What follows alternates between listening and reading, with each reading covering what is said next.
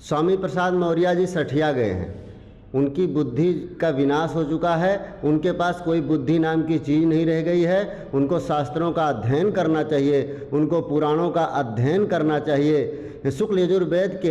शुक्ल यजुर्वेद में आया है मधुवातारितायते मधुक्षरन्ति हिंदवः, जो हिंदू शब्द का उल्लेख आया है। उनको ज्ञान नहीं है, उनको कुछ ज्ञान हो अगर धर्मगुरुओं के पास बैठ करके, क्योंकि धर्मगुरुओं के आशीर्वाद से तो उनका जन्म हुआ, तभी उनका नाम रखा गया स्वामी प्रसाद।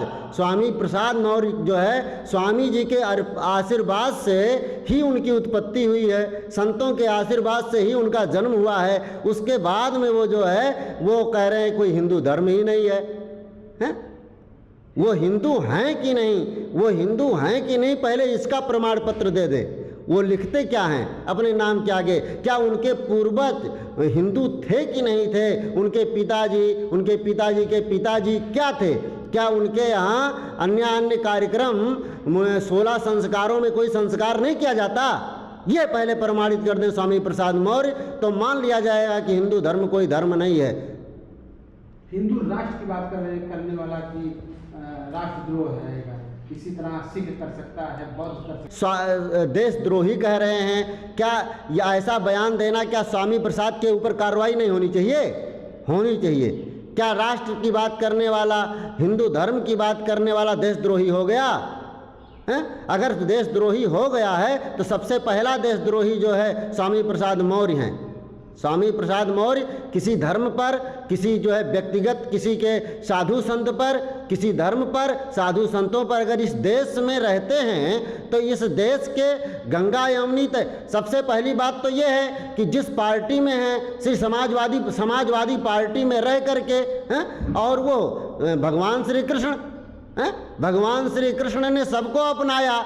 यदुवंश श्रेष्ठ यदुवंश में जो है, यदुवंश की पार्टी श्री माननीय अखिलेश यादव जी उसके राष्ट्रीय अध्यक्ष हैं, और ऐसे व्यक्ति को पार्टी में रखे हैं। इसको तत्काल निकाल देना चाहिए पार्टी से, इसके खिलाफ कार्रवाई करनी चाहिए, नहीं तो ये पार्टी को निगल जाएगा और ये विनाश कर देगा। जब तक सपा का विनाश नहीं कर देगा तब तक ये दम नहीं लेगा। और इसको तो बोलने के लिए पैसा मिलता है, ये विदेशों से, अन्य धर्मों से इसको पैसा मिलता है कि हिंदू धर्म के खिलाफ आप बोलो, ये पैसा लो, फंडिंग लो।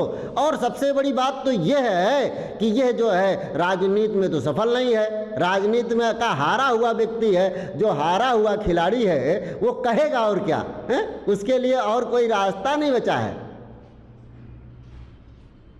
गुरुदेव, सपा नेता स्वामी प्रसाद मौर्य ने एक विवादित बयान दिया है। उन्होंने कहा कि हिंदू राष्ट्र की बात करने वाले देश के दुश्मन हैं। क्या कहना है इस पर? स्वामी प्रसाद मौर्य का जो बयान है, योगी आदित्यनाथ का लोकप्रियता देकर के आ रहा है, पहली बात। दूसरी बात यह है कि वे स्वयं हिंदू के विरोधी हैं, क्योंकि जब मुलायम सिंह की सरकार थी तो कार सेवकों के ऊपर गोली सपा सरकार ने चलवाया, तो स्वयं हिंदू राष्ट्र विरोधी स्वयं हैं, तो दूसरे को क्या कह रहे हैं?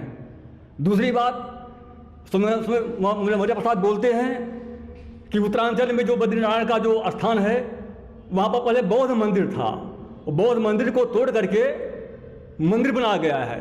तो नरनारायण का अवतार तो सतयुग में हो चुका था, उस समय से मंदिर बना हुआ है। तो ये जो विवादित बयान दे रहे हैं, क्योंकि इनके अंदर खलबली मच गई है, ये जानते हैं, क्योंकि ये अपने अस्तित्व बताने के लिए ऐसा बोल रहे हैं, और इनकी सरकार बनने वाली नहीं है। योगी आदित्यनाथ हैं और रहेंगे, भविष्य में बीजेपी की सरकार बनेगी। और जो ये बयान दे रहे हैं, आने वाले समय में जनता को सबक सिखाएगी। उनका कहना है कि हिंदू राष्ट्र की बात करने वाले देश के दुश्मन हैं। नहीं, देश के दुश्मन नहीं, वो स्वयं देश के दुश्मन है जो ऐसा बोल रहे हैं। हम हिंदू बहुल क्षेत्र है, तो हिंदू राष्ट्र नहीं बनेगा तो क्या मुस्लिम राष्ट्र बनेगा? पाकिस्तान मुस्लिम राष्ट्र बन सकता है, जो छोटा सा देश है।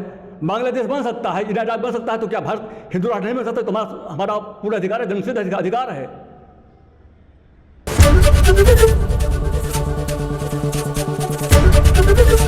एबीपी गंगा, खबर आपकी, जुबान आपकी।